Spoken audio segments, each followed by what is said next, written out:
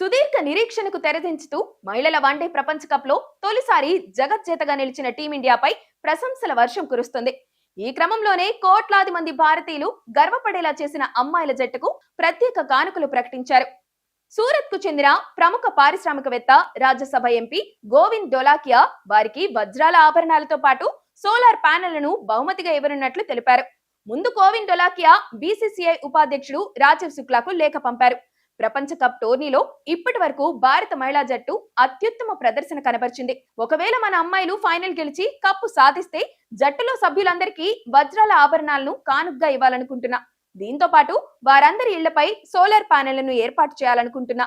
మహిళల క్రికెట్ లో మన దేశానికి కొత్త వెలుగులు అద్దిన వారి జీవితాలు నిరంతరం వెలుగునివ్వాలని నా ఆకాంక్ష అని డొలాకియా తన లేఖలో పేర్కొన్నారు.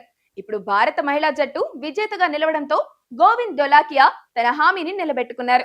త్వరలోనే వారందరికీ తన తరపున వజ్రాల ఆభరణాలు, సోలార్ ప్యానెళ్లను అందిస్తానని సామాజిక మాధ్యమాల వేదికగా వెల్లడించారు. Shri Ramakrishna exports private limited వ్యవస్థాపకుడైన డొలాకియా గతంలోనూ పలుమార్లు ఇలా అరుదైన కానుకలు ఇచ్చి వార్తల్లో నిలిచారు.